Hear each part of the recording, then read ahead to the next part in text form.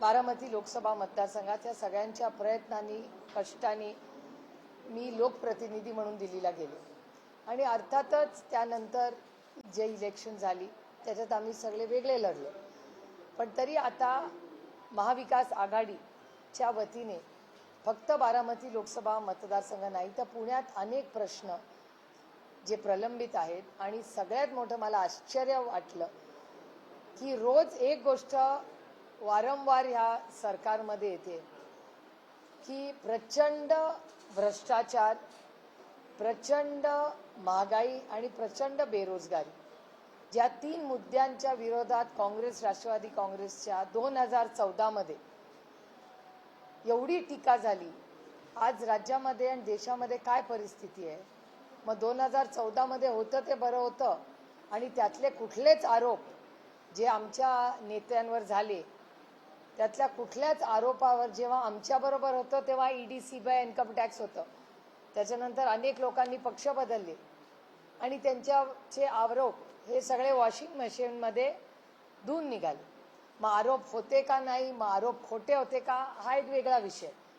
पण साधारणपणे पुणे शहरामध्ये वाढती गुन्हेगारी, सगळे प्रोजेक्ट जे काही डिले होत आहेत ते, येणारा उशिरा झालेला पाऊस, त्याच्यामुळे पाण्याचे होणारे प्रश्न, कचऱ्याचा तर प्रश्न असतोच, अशी अनेक महत्त्वाच्या मुद्द्यांवर सविस्तर चर्चा झाली आणि त्यांची इच्छा आहे की अमोलदादा आणि मी दोघंही पुणे शहराचं लोकप्रतिनिधी म्हणून काम करतो, तर आम्ही जसं शिरूर आणि बारामतीच्या भागासाठी काम करतो तसं पुणे शहरामध्ये होणारा भ्रष्टाचार असेल किंवा पाण्याचं नियोजन होत नाही आहे, खड्डे आहेत, या सगळ्यामध्ये आम्ही लोकप्रतिनिधी बनून आम्ही दोघांनी जास्त वेळ द्यावा अशी त्यांची मागणी आहे. आणि पुढच्या महिन्यापासून, खरं तर ह्याच महिन्याला 12 तारखेला आम्ही मीटिंग लावतोय, पण एक साधारणपणे एक सिस्टम लावतोय आम्ही की अमोलदादा किंवा मी किंवा आम्ही दोघंही आम्ही दर महिन्याला महाविकास आघाडीची पुणे म्युनिसिपल कॉर्पोरेशनमध्ये एक मीटिंग घेणार आहोत आणि जिल्हा परिषदमध्येही घेणार आहोत.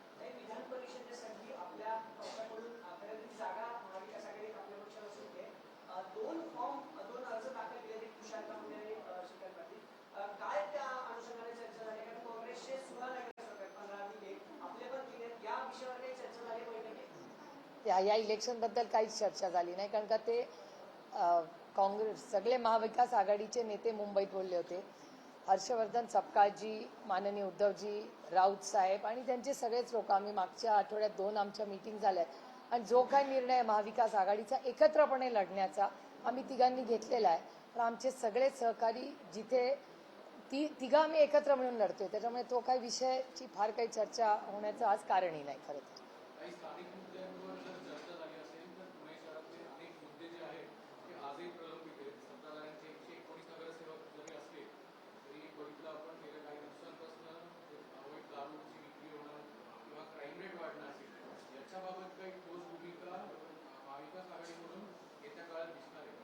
अर्थातच तुम्ही सगळ्यांनी वर्तमानपत्रात आज वाचलंच असेल, काहीतरी गेले कित्येक दिवस जो क्राईम वाढतोय पुण्यामध्ये त्याच्याबद्दल सातत्याने आम्ही सगळेच महाविकास आघाडी म्हणून नाही पण पुणेवर प्रेम करणारे पुणेकर म्हणून आम्ही प्रश्न मांडतो.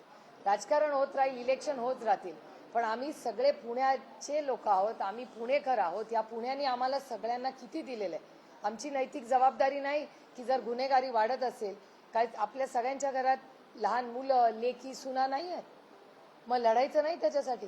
आणि गंमत मला एक याची वाटते की महाराष्ट्र सरकारचा स्थानिक डेटा आणि केंद्र सरकारचा क्राईमचा डेटा ह्याच्यात तफावत, म्हणजे आदरणीय माननीय अमित शहाजींचा डिपार्टमेंटचा डेटा, महाराष्ट्र सरकारचा डेटा आणि पुणे शहराचा डेटा, हे तिन्ही वेगळे वेगळे डेटाज हे आलेले आहेत.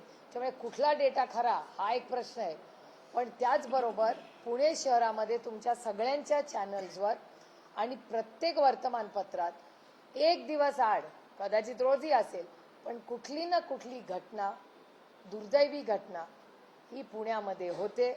मला आश्चर्य वाटते की एवढे सगळे व्हिडिओ सगळ्या चॅनलवर चालत असताना पुण्याचे पोलीस यंत्रणेला ते कसे दिसत नाहीत का, ते टीव्हीच बघत नाहीत, हा प्रश्न माझ्या मनात आलेला आहे खरं, आणि पडलेला आहे मला मोठा प्रश्न.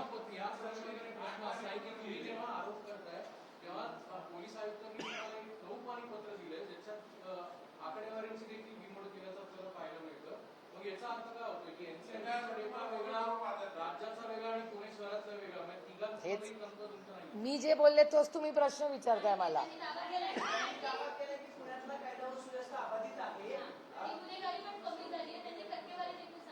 मग हे पत्र मला, पण मग हे त्यांनी पत्र मला लिहायच्याऐवजी माननीय देवाभाऊंना आणि अमित भाई शहांना लिहायला पाहिजे होतं ना. कारण का डेटा तर त्यांचंच सरकार आहे केंद्रात पण आणि राज्यात. तर ते मला पत्र लिहायच्याऐवजी त्या दोन गृहमंत्र्यांना पत्र लिहिलं पाहिजे ना. कारण का डेटा आला कुठून? गृह मंत्रालयातून. आणि गृह मंत्रालयातून डेटा आला, नुसता डेटा नाही. त्यांना जर असं वाटत असेल की इथे कोयता गँग नाही, तर मी प्रत्येक चॅनलचे मनपूर्वक हात जोडून आभार मानते की कोयता गँग जेव्हा जेव्हा अटॅक करते तेव्हा तेव्हा तुम्ही जबाबदारीने त्याचे व्हिडिओज हे चॅनलवर दाखवतात. मागच्या आठवड्यात कात्रज चौकामधली मारामारी जणू काय तो सिनेमाचा शॉट आहे.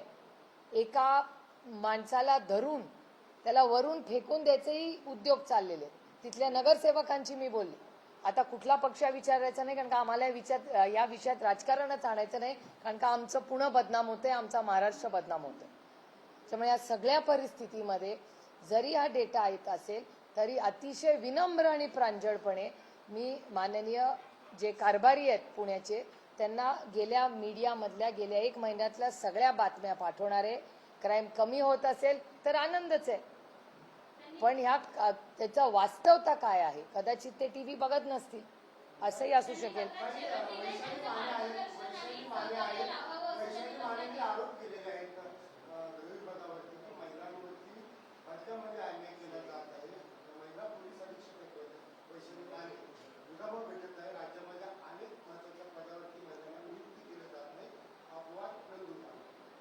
हे बघा, पुण्यामधला क्राईम पहिला विषय तो संपूया आणि मग मी याच्यावरही बोलीन. पुण्यामध्ये क्राईम वाढतोय हा डेटा माझा नाही, हा केंद्र आणि महाराष्ट्र सरकारचा डेटा आहे जो सगळ्या वर्तमानपत्रात आलेला आहे. आणि तो नुसता डेटा नाही, प्रत्येक गोष्टीचे व्हिडिओज हे वारंवार आलेले. त्याच्यामुळे अर्थातच आणि आमची सहकार्याची भूमिकाच आहे ना पोलिसांना. आता परवा 22 लोक गेले. आता मला खरं सांगा, ही दारूची जी ही सगळे आपण लोक गेले, आपले सगळ्या पत्रकारांना ही भेसळ कुठे होते माहितीये, पण पोलिसांना माहिती नाही. म्हणजे पत्रकार पोलिसांचं काम करायला लागले. मग पोलीस यंत्रणा काय करते? आणि फक्त हे सगळ्या ज्या 20-22 बदल्या झाल्यात त्याच्यातून प्रश्न सुटत नाही ना. तुम्हाला मुळाशी जावं लागेल. ड्रग्ज, मला तुम्ही सांगताय की फर्ग्युसन कॉलेज रोडला अनेक वेळा वर्तमानपत्र आणि चॅनल्सवर दाखवलं जातं की तिकडे ड्रग्ज मिळतात. मग ह्याच्या विरोधात कधी बोलणार? मी अनेक वेळा महाराष्ट्राच्या माननीय मुख्यमंत्र्यांना विनम्रपणे आवाहन केले की काही सामाजिक प्रश्नात राजकारण बाजूला ठेवून ताकदून महाराष्ट्राच्या पुढच्या पिढीच्या हितासाठी आमची काम करायची तयारी. पण ते बदल होताना पुण्यात दिसत नाही, म्हणून जड अंतःकरणाने आम्ही आरोप करतो. आम्हाला एका हाऊसने आरोप करायची, आमच्या राज्याची आणि आमच्या शहराची बदनामी होते. त्याच्यामुळे त्यांनी जे पत्र लिहिलंय मी आभार मानते, मी जाहीरपणे आभार मानते की कमिशनर पुण्यांनी जे मला पत्र लिहिलंय त्याच्याबद्दल मी त्यांची आभारी आहे. ते पूर्णपणे मी वाचलेलं आहे आणि त्यांना आज एक विनम्रपणे एक उत्तर त्याचं मी आज देणार आहे. ते ड्राफ्टही झालं असेल. आम्ही सहकार्य आम्ही सेवक आहोत. आम्ही राज्यात कशासाठी निवडून आलोय? महाराष्ट्राची 12मती लोकसभा मतदारसंघाची पुण्याची सेवा करण्यासाठी, म्हणून तर आम्ही म्हणतोय. आणि त्यांना जर सहकार्य आमचं हवं असेल तर त्यांनी आम्हाला मीटिंगला बोलवावं. आम्ही कधी बसायला, ते म्हणतील ती वेळ, ते म्हणतील ती जागा. आमची सहकार्याची भूमिका आहेच. आता तो जर बदलीचा विषय आलेला आहे हा अतिशय चिंताजनक आहे. एखाद्या महिलेला किंवा एखाद्या मेरिटवर पास झालेल्या कर्तृत्ववान व्यक्तीला त्यांना असं वाटत असेल तर त्याची नोंद महाराष्ट्राच्या गृहमंत्र्यांनी घ्यावी. आणि माझा विश्वास आहे की या सगळ्या प्रक्रियेत सातत्याने त्यांचं म्हणणं असतं की आम्ही महिलांना आरक्षण देऊ इच्छितो, आम्हाला महिलांना. मग ह्या जर महिलेवर अन्याय होत असेल तर त्याची पहिली नोंद महाराष्ट्र सरकारने घेतली पाहिजे.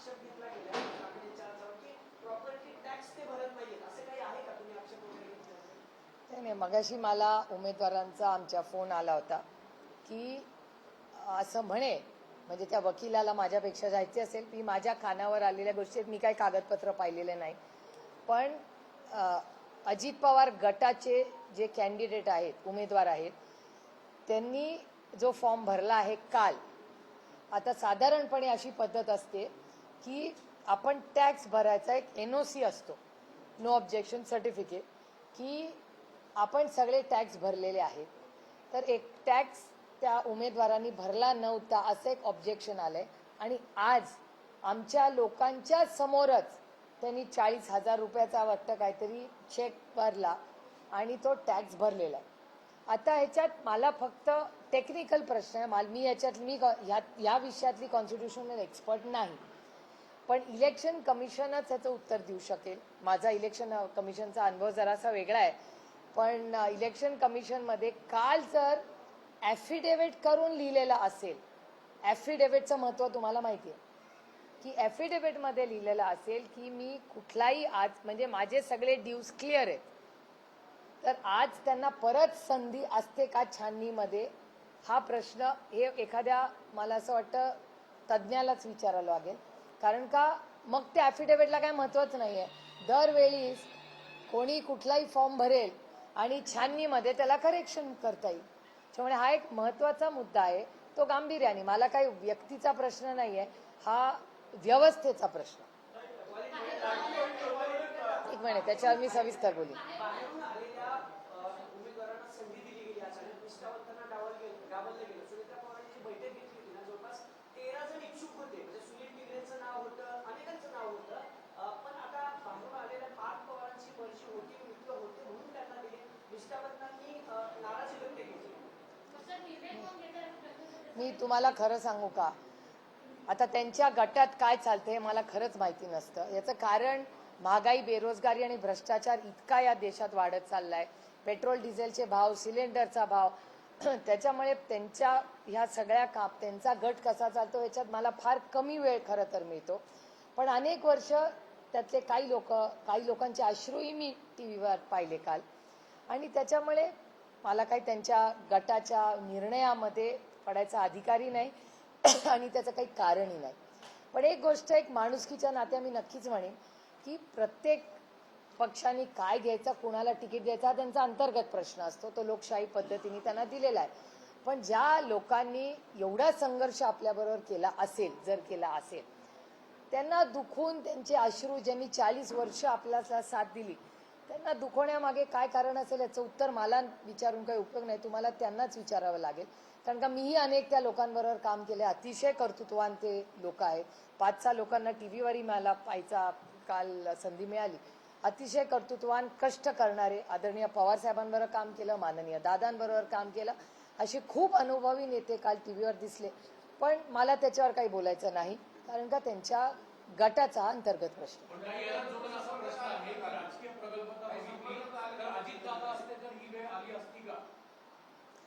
आता हे बघा, दादा असता तर काय गोष्ट झाली असती, दादा असताच तर खूप गोष्टी वेगळ्या असत्या, हे तुम्हालाही माहिती आहे आणि मला माहिती आहे. गंमत मला अशी वाटते की अनेक स्टेटमेंट्स आम्ही तेव्हा केले, तेव्हा आम्हाला खोडून काढण्यात आलं, आणि आज आम्ही म्हणतोय नको रे बाबा, आणि ते म्हणतात नाही नाही तेव्हा असं झालं होतं.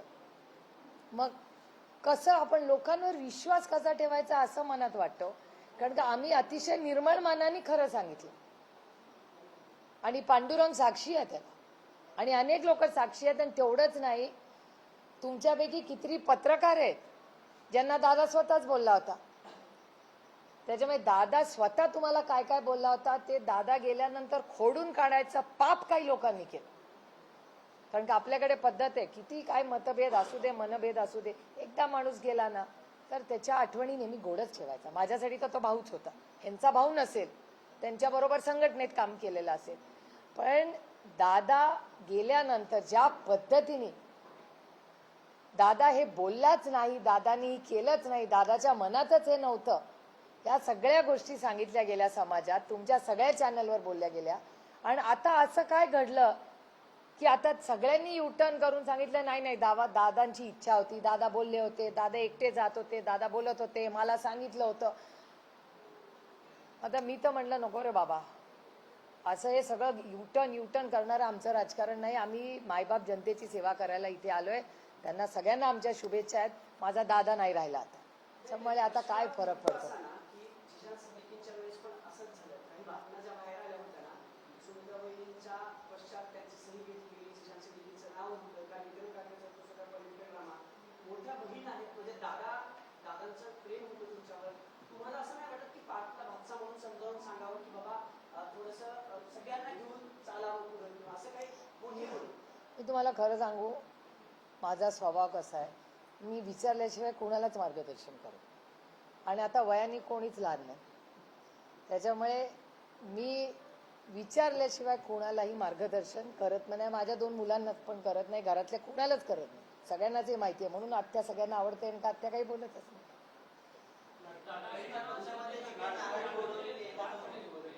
कोणाचे? मला खरं फारसं माहिती नाही. मी काय संजय काकडेंना फारसं काही ओळखत नाही. वर्तमानपत्रात वगैरे ज्या काही बातम्या येतात किंवा माझ्या मतदारसंघात, काका तुम्हाला माहिती आहे आपण जातो त्या दिलीप बराटेंच्या घराच्या अलीकडे त्यांची एक सिटी आहे वगैरे, त्याच्यामुळे माझी काय फारशी ओळख नाही आणि मला काही फारसं माहिती नसतं या गोष्टीला. असतील ना, पण मूळचे असतील ना, पण आता पुणेकर झालेत ना, त्याच्यामुळे मला काय फारसा काय पुरंदर पण आपलंच आहे ना, आपले सगळे भावकी आहे तिकडे. पण कुठलेही असले तरी माझे फारसे काय त्यांच्याशी कधी संबंध आले नाहीत. आणि कुठल्या गटाने कुणाला तिकीट द्यावं आणि नाही द्यावं त्या गटाचा प्रश्न आहे ना. आपण कसं दुसरे के घर में क्यों जाके. मी तुम्हाला खरं सांगू, नाही बघा, माझं कॉन्टॅक्ट हा सगळ्यांबरोबर वर्षभर असतो. म्हणजे पक्ष वेगळे झाले तरी घडामोडींचा काय संबंध. नाती कन्सिस्टंट असतात, ती काही ढगासारखी नसतात, आज आला आणि गेला असं नसतं. नाही माझी कोणाची भेट झाली नाही, माझी भेट झाली नाही. मी कोणाशी बोललेले नाही. ज्यांच्याशी मी रेग्युलरली बोलते त्यांच्याशी माझी बोलणी एनिवे होत असतात. आणि त्यांच्या गटात त्यांनी कुणाला तिकीट द्यायचं, योग्य अयोग्य, मला कोणी मक्तेदारी दिली आहे आणि मला वेळही नाही. मी खरंच तुम्हाला सांगते, महागाई, बेरोजगारी, भ्रष्टाचार, पुढे येणारी आव्हानं, भाजीचा भाव तुम्ही बघताय किती झालेला आहे. सामान्य माणसांनी जगायचं कसं. एक MLCचं इलेक्शन तुम्हाला मोठी बातमी झाली, पण जो शेतकरी आज डिझेलसाठी तासन तास लातूर असेल, नंदुरबार असेल, हिंगोलीला उभा आहे, त्याचं बघायचं का यांचं एक MLCचं इलेक्शन बघायचं.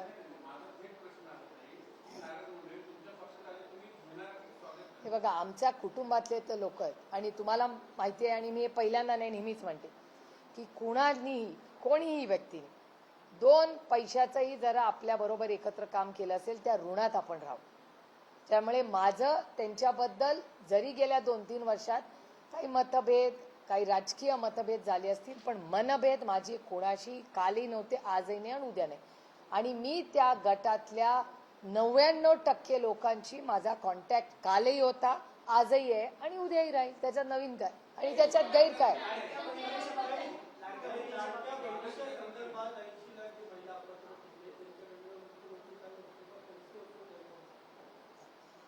काल एका चॅनलच्या कार्यक्रमात सकाळी मी होते, दुपारी माननीय मुख्यमंत्री होते आणि माननीय मुख्यमंत्र्यांनी त्या कार्यक्रमात असं स्पष्टीकरण केलं की एखादा लाखाचा कमी जास्त असेल, कागद आत्ता माझ्याकडे नाहीये, माझ्या गाडीत आहे, मी तो तुम्हाला देईन सगळं.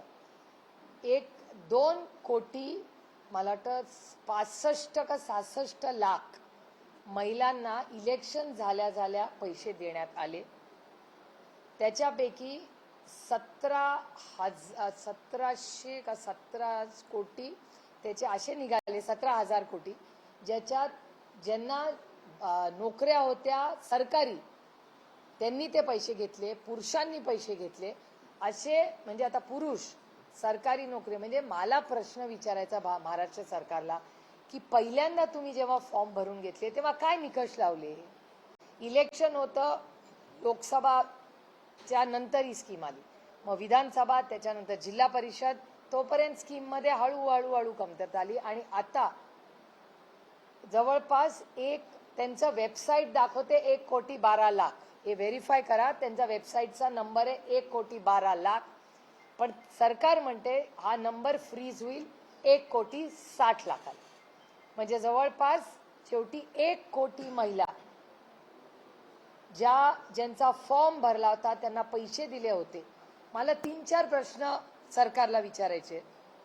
एक तर 1 कोटी महिला, 80,00,000 म्हणा 1 कोटी म्हणा, जो काय नंबर त्यांना सरकारला मान्य असेल, कारण का त्यांच्याच वेबसाईटमध्ये तफावत आहे. पहिला प्रश्न माझा असा आहे की तुम्ही मग इतके कोटी रुपये कुणाला दिले? तुम्ही म्हणता त्या महिला त्या स्कीममध्ये बसत नाही. मग त्या महिलाचे आहेत, पुरुष आहेत का, डमी अकाउंट आहे, काय आहेत ते अकाउंट, कोण आहे ते? कारण का तुम्ही म्हणता निकषात बसत नाही. मग निकषात बसता नसताना पहिली स्कीम इम्प्लिमेंटच कशी झाली? हा पहिला मुद्दा. दुसरा, ह्याची पारदर्शक इन्क्वायरी झाली पाहिजे. मी SITची पण मागणी मागेही तुमच्या समोर केलेली आहे. तिसरा मुद्दा की याची रिकव्हरी कशी करणार? मी पैसे दिले, मग तुम्ही कुठल्या अकाउंटला पैसे दिले, कुणाला पैसे दिले? तुमचं म्हणणं EKYC झालं नाही. मला प्रश्न पडतो, तुम्हाला आठवत असेल माननीय मोदीजींनी एक स्टेटमेंट केलं होतं की मी कॅश हद्दपार पार करणार, आणि त्यांनी नोटबंदी केली होती. नोटबंदी झाली, सगळ्यांची जनधन अकाउंट्स होती. अभिमानाने आम्हाला सांगायचे करोडो लोकांची जनधन, सगळे जे नॉन बँकिंग मधले 100% बँकिंग सिस्टम मध्ये आले जनधन योजने. आणि मनमोहन सिंग साहेबांच्या सरकारने आधार कार्ड काढलं होतं. गाव, वाडी, वस्ती आधार कार्ड मिळालं की नाही या देशात सगळ्यांना? हे मनमोहन सिंग साहेबांच्या काळात झालेला हा उपक्रम आहे. मग जनधन योजना, ती पण चिदंबरम साहेबांची योजना आहे. पुढे मोदी साहेबांनी ती पुढे नेली, मान्य केली, पुढे केली नाही, पण ओरिजिनल ती जनधन योजना ही चिदंबरम साहेबांची मनमोहन सिंग साहेबांच्या सरकारमध्ये. मग जनधन योजना आणि आधार कार्ड हे क्लब करून तुम्ही तीच यंत्रणा वापरून तुम्ही लाडकी बहीण योजना का नाही केली? हे इन्फ्रास्ट्रक्चर तर होतं ना. मग 1 कोटी म्हणा, 80,00,000 म्हणा, माझं म्हणणं एकही चुकीचा असता कामा नये ना. मग ह्याला काय म्हणायचं? इलेक्टोरल भ्रष्टाचार म्हणायचा, बनवा बनवी म्हणायचा, का आमचे जयंतराव म्हणाले तसं? गरज बरो मला माहिती आहे काय परिस्थिती. ही योजना जी आहे ती एवढ्या मोठ्या प्रमाणात राबवायची होती ना, हे सगळं राबवायला राज्य सरकार सक्षम वेळ ठेवलं असं वाटतं तुम्हाला? असा एक नोट येली आहे की जी मी माझ्या वाचनात आली, त्याचा मी अभ्यास करणार आहे. त्याच्यामुळे मी अजूनही माननीय मुख्यमंत्र्यांना इतक्यात पत्र लिहिणार नाहीये.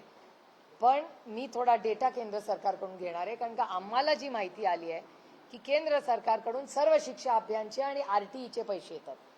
ते RTEचे पैसे शिक्षकांना न देता, शाळांना न देता ते सर्व शिक्षा अभियानमध्ये जातात, आणि सर्व शिक्षा अभियानचे पैसे लाडकी बहीण योजनेला देतात. माझं म्हणणं आहे की ज्याच्याबद्दल मी तुम्हाला इतक्या वेळा बोलले, फिस्कल डेफिसिट मॅनेजमेंट, मी तुम्हाला किती वेळा सांगितलंय ह्याच्याबद्दल की हा कायदा अटल बिहारी वाजपेयी साहेबांनी आणला आणि मनमोहन सिंग साहेबांनी पुढे दिला, ज्याला FRBM ऍक्ट म्हणतात, की किती पैसे आले आणि किती खर्च करायचे, तिथली जी गॅप असते त्याला फिस्कल मॅनेजमेंट डेफिसिट म्हणतात.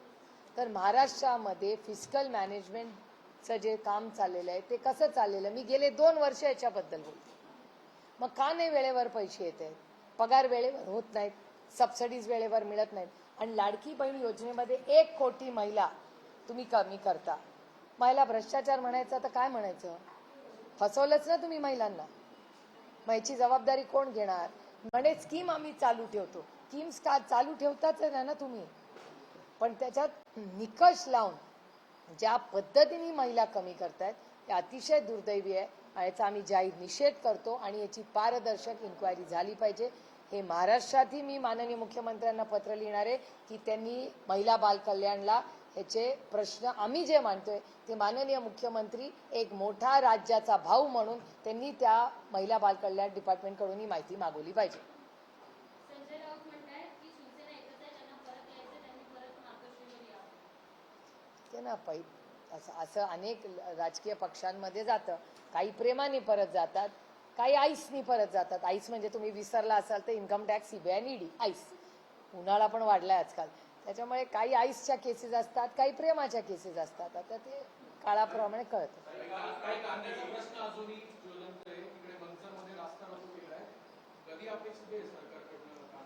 आणि आमचे भगरे सर, निलेश लंके, रोहित पवार, आज मला आता अतुल बेनके पण जायचे होते, त्या सगळ्यांनी आज कांद्याचा हा प्रश्न अतिशय गंभीर झालेला आहे. आणि तुम्ही बघितलं की माननीय मुख्यमंत्री, दोन्ही उपमुख्यमंत्री पण दिल्लीला गेले होते, पण अजून तोडगा निघालेला नाही. त्यामुळे दुर्दैव आहे की कांद्याच्या प्रश्नाबाबतीत आणि शेतकऱ्याच्या बाबतीत अतिशय असंवेदनशील आजचं हे सरकार आहे.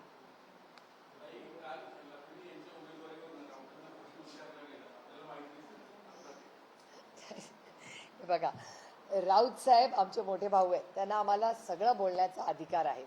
आणि अरुणभाईंचे जे राजकीय त्यांचा विचारधारा, त्याच्यात आमच्या कौटुंबिक नात्याचा काही संबंधच नाही. आणि त्याच्यामुळे त्यांनी त्यांचं राजकारण करावं, आम्ही आमचं करू. आता त्याच्यात आमच्या मुलांचा काय संबंध? मराठी झालं सगळं?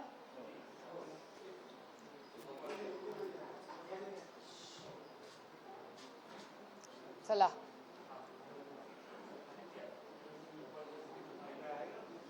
चलो रोल.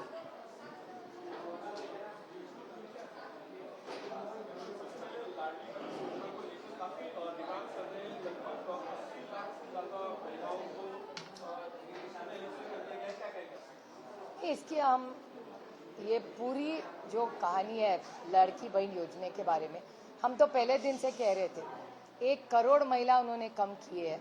और जिस तरह से लाडली बहन योजना में जो महिलाओं का हम पूछना चाहते हैं, बड़ी विनम्रता से मैं सरकार को पूछना चाहती हूँ, जब इलेक्शन था तब हर इलेक्शन में जो हुआ है 1 साल में, वहाँ हर लाडली बहन के घर जाके इन्होंने फॉर्म भरे थे. अभी इनका कहना है 1 करोड़ लोगों को, फिर किसको इन्होंने पैसा दिया? 2.25 करोड़ महिलाओं को पैसा मिलता था. अभी उनके वेबसाइट पे 1 करोड़ 12 लाख महिला है और सरकार का नंबर है कि 1 करोड़ 60 लाख महिलाओं को. तो 80 लाख से 1 करोड़ महिलाओं का पैसा इन्होंने कम किया है और कहते हैं इसमें इलीगैलिटी. तो इसकी जिम्मेदारी कौन लेगा? ये भ्रष्टाचार नहीं है तो क्या है? इसका जवाब देना पड़ेगा सरकार को. बिल्कुल, ये सब इलेक्शन के जुमले हैं. ये इलेक्शन था तब ये जुमला था, अभी उनका इलेक्शन खत्म हो गया, जुमला खत्म. और इसके बारे में बहुत बार हम सब भूल चुके हैं, कोई नई बात नहीं है. और मुझे कोई आश्चर्य नहीं लगा है कि इन्होंने 1 करोड़ महिलाओं को उससे निकाल दिया. मैं कह रही थी, 10 बार मैंने कहा था. नहीं, देखिए, कांग्रेस, शिवसेना और एनसीपी की बहुत बार मीटिंग्स होती है. हमारी दिल्ली में भी 8 तारीख को इंडिया अलायंस की मीटिंग है. मुंबई में तो हम हफ्ता 10 दिन बाद हम लोग तो मिलते ही है. वैसे पूना में भी हम साथ काम कर रहे हैं बहुत सालों से और आगे भी करते आएंगे. और पूना में यहाँ के हमारे सब लोग जो चुन के आए, उन सब के का कहना है कि पूना में क्राइम बढ़ रहा है, पानी की बड़ी समस्या है, कचरे की समस्या है, ट्रैफिक की समस्या है. इस मामले में हम सब ने मिलकर जो भ्रष्टाचार पूना म्यूनसिपल कॉरपोरेशन में हो रहा है, उसके बारे में हम सब ने पूरी ताकत से लड़ने की ज़रूरत है. हाँ, पुणे आयुक्त जी का मुझे खत आया, मैं तहे दिल से उनकी आभारी हूँ. उन्होंने वो खत लिखा और वो पूरा मैंने कल पढ़ा. और जो चीज़ें मुझे लगी कि उनको बतानी चाहिए, एक नागरिक की तरह, एक पुणेकर होने के नाते और एक लोक प्रतिनिधि होने के नाते, कोई फैक्ट्स जो वर्तमान पत्र और चैनल्स पे आए, वो पूरा डेटा मैं उनको भेज रही हूँ. पुणे में एक वीडियो सामने आ रहा है जिसमें छोटे से मटका का धंधा ऑपरेशन चल रहा है. वहीं पे हमने देखा इलीगल लीकर का एक्शन लिया गया है, वहीं दूसरे भी इलीगल दारू या इलीगल ठेके अभी भी पुणे में चल रहे हैं. यही तो मुझे आश्चर्य लगता है ना. पुलिस को जो पता नहीं वो प्रेस को पता है. मुझे लगता है प्रेस वालों को ही थोड़े दिनों में वर्दी देनी पड़ेगी, क्योंकि आप ही अच्छा काम कर रहे हैं. और मुझे महाराष्ट्र की पुलिस पे पूरा विश्वास है, आदर है और प्यार है उनके बारे में. लेकिन जिस तरह से यहाँ काम हो रहा है पूना में, ये समझ में नहीं आ रहा है कि जहाँ शिक्षा के लिए विश्वास के नाते दुनिया से बच्चे पढ़ने आते हैं, वो पूना आज क्राइम कैपिटल बन गया है. बहुत बहुत दुख की बात है. ये मैंने नहीं कहा, भारत सरकार का डेटा है. अभी उन्होंने मुझे डेटा भेजा, वो मुझे नहीं भेजना चाहिए, वो उन्होंने माननीय मुख्यमंत्री जी और अमित शाह जी को भेजना चाहिए, और महाराष्ट्र के और देश के गृह मंत्री को, क्योंकि वो डेटा मेरा नहीं है, वो उनके डिपार्टमेंट का डेटा. नहीं, फिर वो डेटा ठीक करे और काम भी ठीक करे ना। डेटा मेरा तो नहीं है, डेटा भारत सरकार और महाराष्ट्र सरकार का है, वो मेरा नहीं है डेटा।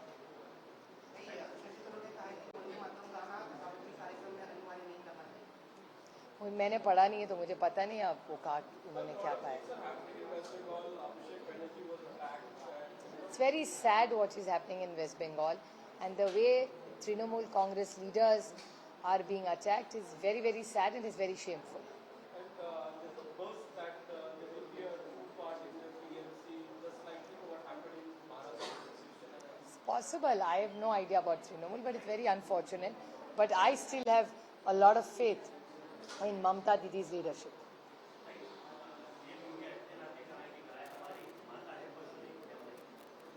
मैंने नहीं सुना उनका क्या स्टेटमेंट है।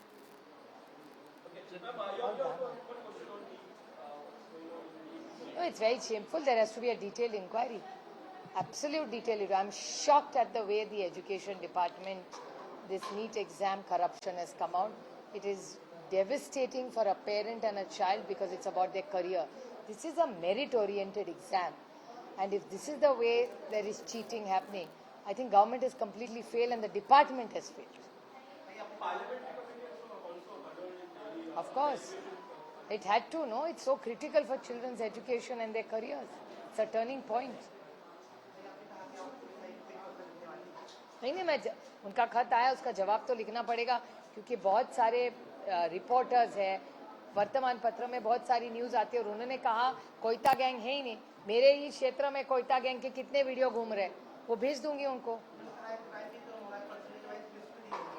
अच्छी बात है, क्राइम कम हो रहा है। तो जैसे पत्र मुझे लिखा, उन्होंने वो पत्र माननीय अमित शाह जी और देवेंद्र जी को भी लिखना चाहिए क्योंकि वो दोनों गृह मंत्री है राज्य के, देश की।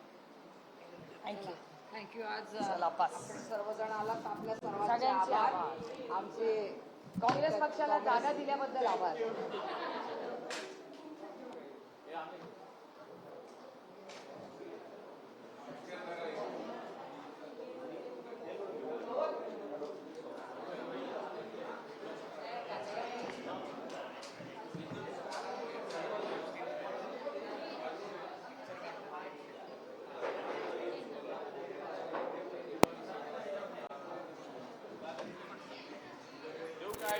ठीक आहे, चालते, पाठवतो.